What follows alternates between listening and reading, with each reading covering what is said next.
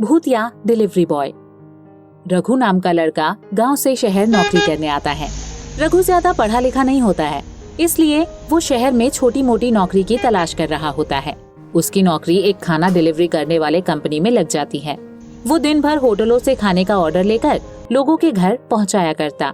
एक दिन रघु बहुत तेज दोपहर में खाना लेकर जा रहा होता है। तभी उसे बहुत तेज भूख लगती है। बहुत भूख लग रही है और इतनी तेज दोपहर में कोई ठेले वाला भी नहीं दिख रहा है जिससे सामान लेकर मैं कुछ खा सकूं। तभी रघु के मन में लालच आ जाता है। वो सोचता है क्यों ना जो खाना वो डिलीवरी के लिए ले जा रहा है वो ही थोड़ा सा खा ले और चुपचाप से उसे पैक करके दे दे। फिर उसे एक पेड़ दिखता है। वो अपनी बाइक वहीं पर रोक देता है। हाँ, ये जगह ठीक है। मैं इसी पेड़ की छांव पर बैठकर थोड़ा खाना खा लेता हूँ और बाकी डिलीवरी में जाकर दे देता हूँ। किसी को पता नहीं चलेगा और मैं डिलीवरी भी कर दूंगा। रघु उस पेड़ के नीचे बैठ जाता है और जैसे ही वो खाना खोलता है वैसे ही उस पेड़ में बैठा भूत बाहर निकल आता है। वाह, खाने की इतनी अच्छी महक। मुझे तो बहुत भूख लगी है। चलो देख कर आता हूँ ये महक कहाँ से आ रही है। वो नीचे जाता है तो उसे रघु देखता है जो खाना लेकर बैठा होता है।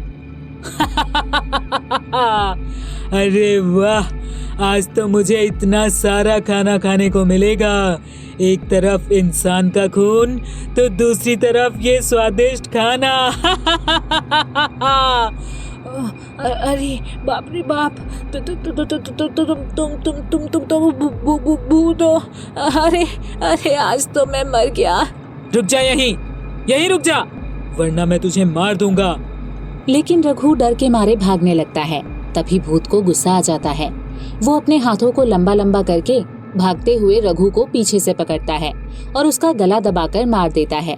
फिर वहाँ रखा पूरा खाना खा लेता है। अरे वाह, आज तो पेट भर गया पूरी तरह से। ये काम तो बहुत अच्छा है। अब मैं भी डिलीवरी बॉय बनकर खाना भी खाऊंगा और लोगों को भी खाऊंगा।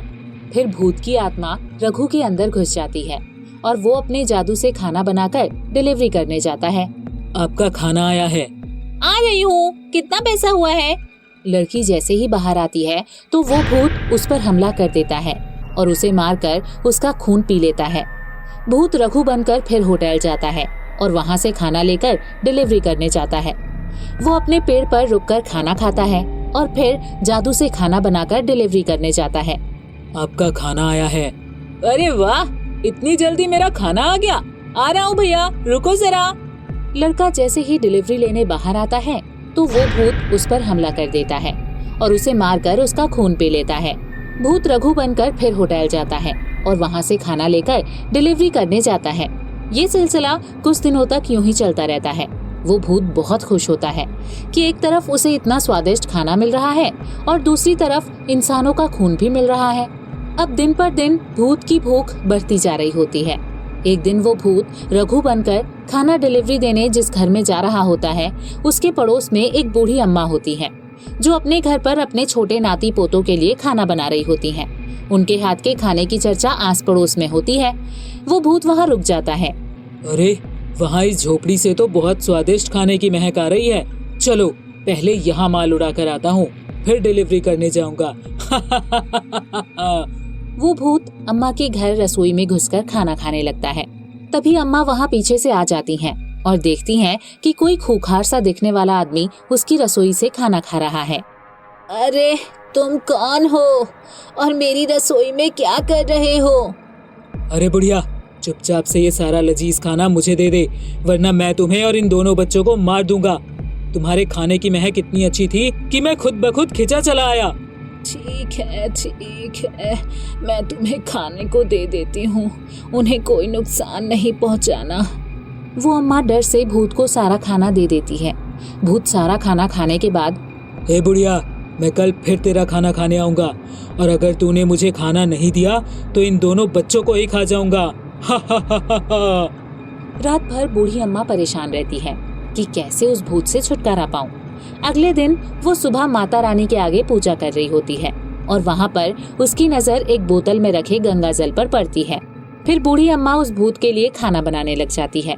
तभी भूत एक डिलीवरी करके अम्मा के पास आता है। उसके मुंह में खूब सारा खून लगा होता है, जिसे देखकर अम्मा और बच्चे बहुत डर जाते हैं। बुढ़िया, मेरा खाना कहाँ है? तू लाती है या फिर आज ये बच्चे मुझे खाने में मिलेंगे? नहीं नहीं नहीं, बच्चों को मत छूना, मैं खाना लेकर आती हूँ, तुम यहीं रुको। अम्मा किचन में जाती हैं और उसके खाने में सारा गंगाजल डाल देती हैं। फिर वो खाना लेकर भूत के सामने आ जाती हैं। ये लो तुम्हारा खाना, घर में जो भी बनाया था सब ले आई हूँ, लेकिन मेरे बच्चों को मत छूना। खाना तो बहुत स्वादिष्ट, क्या बात है बुढ़िया, तेरे हाथ में तो जादू है।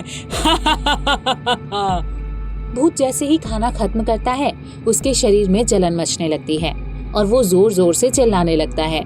आह आह आह, अरे ये क्या हो रहा है मुझे? आह, अरे ये मुझे क्या हो रहा है? बुढ़िया, तूने खाने में क्या डाला था? अरे बचाओ, अरे बचाओ।